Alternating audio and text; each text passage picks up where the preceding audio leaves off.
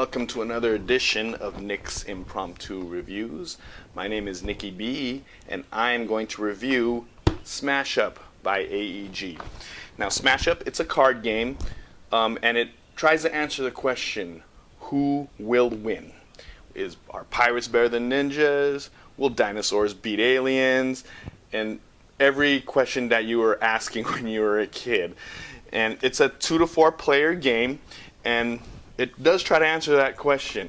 Are ninja pirates, are they going to be better than, I don't know, dinosaur aliens? Or are robotic dinosaurs, can they beat, I don't know, goblin ninjas? Okay, so it's pretty much, that's what it tries to answer. And it tries to do it in a nice comical way, but it's a very easy game to play. Now, this main box, it has about, let me see, I think 8 factions. Okay, pirates, ninjas, robots, zombies, aliens, wizards, and I think the other ones are tricksters. And now there's also an expansion, and actually there's 2 expansions, I only have one of them right now, but this expansion adds 4 more factions, which is killer plants, steampunks, ghosts, and bears. So yeah, so basically, yeah, that's what they try to do. They're trying to take all these factions that you get from the movies, and you take 2 of them, you smash them up, and then you battle someone else. Okay, so sounds pretty simple, but is it good? We'll find out.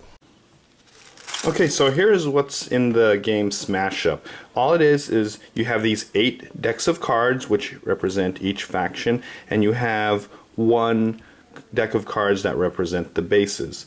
Now, what it doesn't have, and I highly recommend, you need a way to keep track of score. So what I did is that I use like, I don't know, these stones to keep track of score. For whatever reason, AEG didn't provide you with anything to score. Yeah, I don't know why either. But so anyways, you can use dice, or heck, even just a score pad or whatever, but you need some way to keep track of score. Now, these cards, they all represent the different factions. Okay, so for instance, you have the pirates. Okay, you have zombies, and you can tell by the faction by the symbol on the lower right hand corner. You have robots. You have tricksters, or I like to call them goblins. And you have, oops, did I provide something? Ah, yep, I mixed these 2 up. Sorry, my mistake. You have wizards, okay. Then you have dinosaurs, very powerful dinosaurs.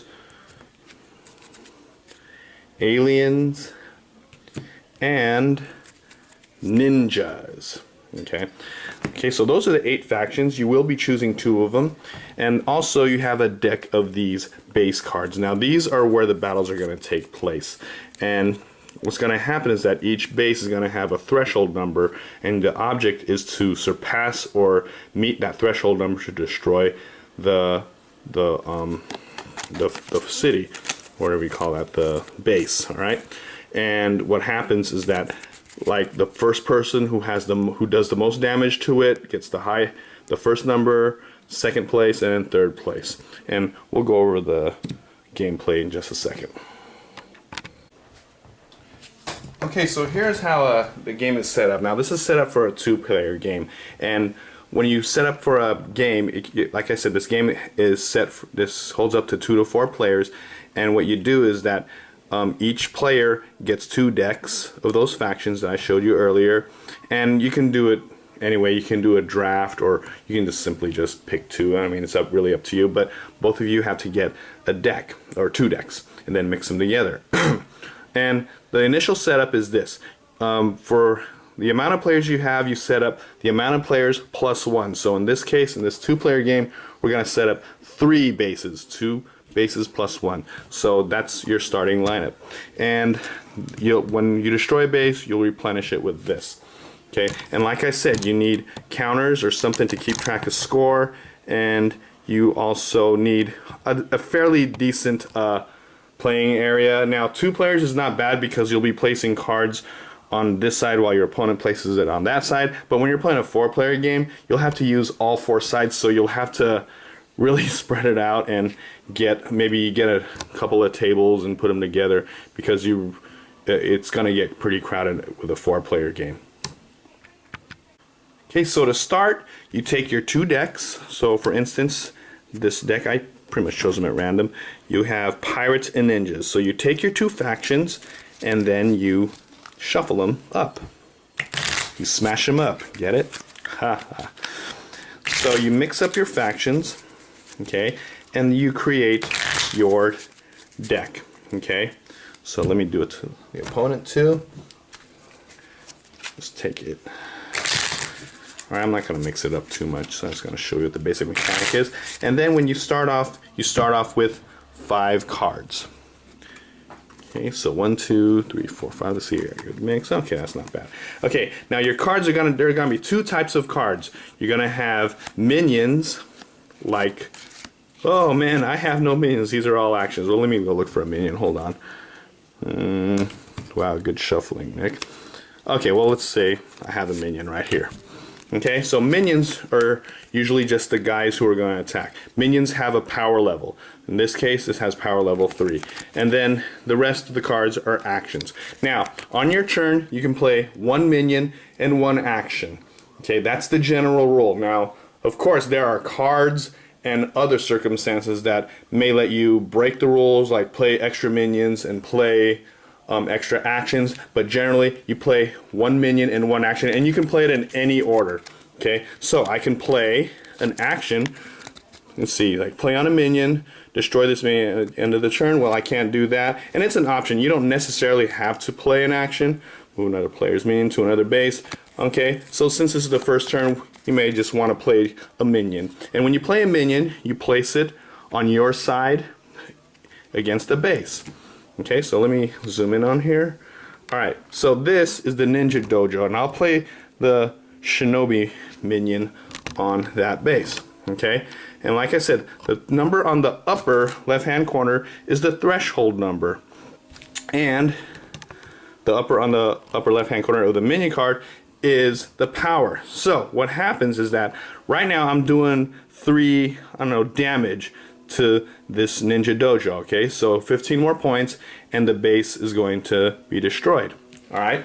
So, what happens is that then the other player will go next, and oh, also one more thing. At the end of your turn, you always draw 2 cards from your pile, okay? And there's no hand limit, so it's always beneficial to draw cards, okay?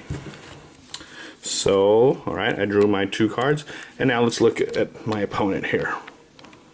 Alright, let me zoom out. Oh, focus, people, focus. Okay, there it is. Alright, so now my opponent is going to take his 5 cards. Well, I should have drew it before.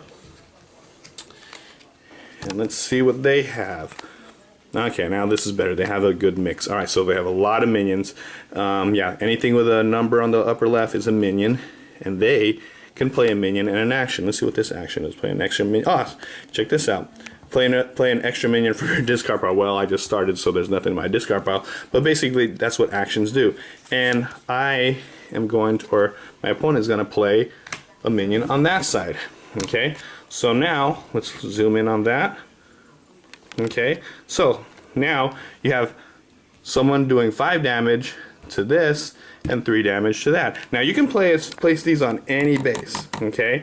And they don't score until the power reaches or exceeds the threshold number. So right now we're doing 8 to this. So 10 more and then it would be destroyed. So let's fast forward for a second, okay? Let's see. 3 All right. Okay, we have 8, 10, 11. Ah, there we go. Oops, 17. One more. Let's add another one. Okay, one more. So there we go. Okay, so now if you add up the totals, you have 6 plus 4, 10, 17, 18. So guess what? They've reached the threshold limit of that. So the base is destroyed. Now, here's how you do points.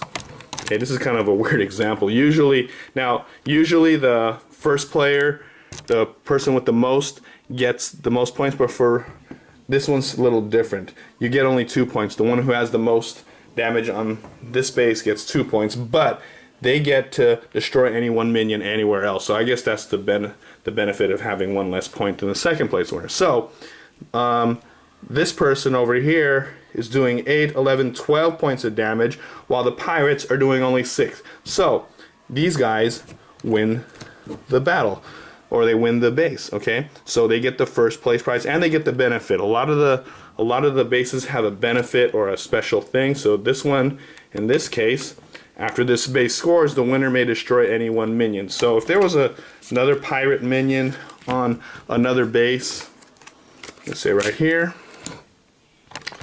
Okay, let me zoom fast forward. Okay, so if they play another minion on that base, so what happens is that because of this benefit, they get only 2 points than the 3, but they'll be able to destroy a minion on another base. Okay, so that's the benefit of having less points. Okay, so the robots will get 2 points. Okay, so I'll indicate that by 2 beads, and the second place person, yeah, this is kind of a bad example, but the second place person will get 3 points. Okay, and I'll indicate it by these 3 beads. Okay, and that's how you score points. Okay, and that's pretty much the game mechanic. Play an action, play a minion, real simple. Destroy bases, but like I said, the cards sort of change the game, and it changes the dynamic of this game. But in general, that's pretty much it. You gain points, and whoever gets 15 points wins the game. So yeah, there you go. The mechanic is really easy. Play a minion, play an action, draw 2 cards, repeat. But like I said, the cards are what make the game. And what you'll find out that you'll have a lot of different combos and a lot of different varieties, especially when you're mixing 2 factions together. So it can make up for some interesting and creative gameplay. And I guess that's what makes a good game good: simplicity and depth. And this has both of it. Now some of the decks don't mix well, but in general most of them do. And it's really lighthearted. It's not a serious Euro style game. It's just, something for fun. And yeah, maybe there is some imbalance to the factions, but not, it's all about fun. If you're gonna be serious about this game, then go play a Euro game. But if you were always fascinated about different types of characters or heroes that you see in the movies, and you want to find out who wins, yeah, this is what you want to play. Now, I think it scales well with 2 to up to 4 players. 4 players is fun. It may take a little longer because everyone's going to be thinking of their moves if they really want to get serious about it, and it will kind of drag. And also another thing is that the more players you have, you will need a big area because you have to play on each side of the card, and these cards are kind of small. And when you have 4 more players, you'll be playing with, or with 4 players, you'll be playing with 5 bases. So you really need a big area to play with. But other than that, I mean, it's really simple, and it's not that, there's not really not that much. It's just cards, so it's real compact. And yeah, you have to provide your own scoring mechanism. But other than that, it's a well-produced, well-designed, tight little game. Nothing serious, but it's just pure fun.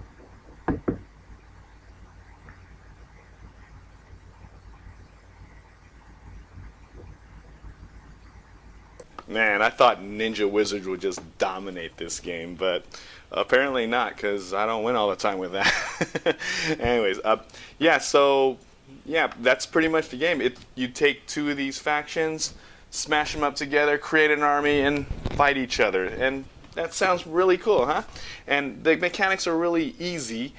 Now at first didn't think this would be good to teach non-gamers right off the bat. It's not necessarily a gateway game, but as luck would have it, I was introducing this to a couple of my non-gaming friends over the weekend, and they're not really gamers.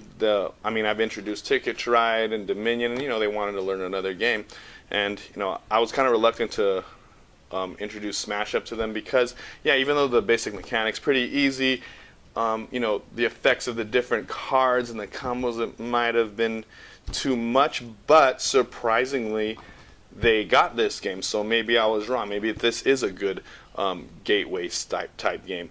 But yeah, like I said, the mechanic is very easy, so that's probably why. How can you forget? Play a minion, play an action, draw two. That's your turn. Play an action, play a minion, draw two. That's the whole game right there. And yeah, it's pretty easy. It's not complex to attack a base. You just add the number on there. Once the threshold number reaches the limit, whoever has the most gets the points according to that thing. So yeah, it's pretty easy. It can get kind of, real complex at the end when you have these combinations, especially with wizards. Wizards are like those ones that, like those magic engines where you keep drawing cards, playing minions. But other than that, yeah, I guess it is pretty easy, and it's pretty deep as well. And yeah, it's a really, really surprisingly good game for such an easy mechanic. Now, there are a couple of drawbacks to this game. First, you need a lot of space. Those cards you have to, if you're playing 4 players, those little tiny cards, you got to put one army on one side, another army on another, and and believe it or not, you really have to spread out. And I know there is I don't know if it's a download or something, but you can order bigger cards. That helps a bit. But still, out of the box, yeah, it can be a pain and you need a lot of space. Second, they did not add any counters or a way you can keep score. What the heck is that? I had to break out my own beads, which is no big deal, but still, you got to have some sort of scoring system coming out of the box. Really. All they had, this is a big box, and all they have are just half the box is just filled with cards. Throw in some dice or scoring chits. Now, they did that in here in the expansion, so maybe a lot of people complained about it, but still, it has to be in the base game, okay? You gotta add counters. AEG, what happened there? So yeah, but it's very easy. Another negative is that, okay, in general, a lot of the combos are balanced, but there are some combos that just don't work. And, that's, I can sort of accept that because they're trying to be thematic. So, and that's a plus, the theme of this game. It's great. Pirates actually feel like pirates. Swashbuckling from base to base, you can't kill them, but, just go pillage and go to another village and pillage. The zombies, they're not effective until they're dead, and then you bring them back from the dead. The wizards, they do all these little spells and stuff that give you more cards and everything. The tricksters are just annoying as heck by setting traps and just annoying other people. It's very thematic, so I guess I can sort of understand that. It's hard to be thematic and balanced at the same time, but you know what? It does a good job. In general, most of the combos are pretty even, okay? And like I said, you still gotta play the game. You just gotta know which bases to go to at a certain time, because you wanna decide where to get the most points, whether you wanna destroy a base. So there is a lot of thinking going on in this game. It's a solid game. Okay. So anyways, with that. Smash Up, I'll give it a 7 out of 10. That is kind of lowballing it, but that is a recommendation. 7 is probably a good recommendation for my reviews, okay? But yeah, it has a couple of flaws, maybe a little light, but you know what? It's fun. The theme is fun. Okay, well, that's it. Until next time, I will see you later. Bye-bye.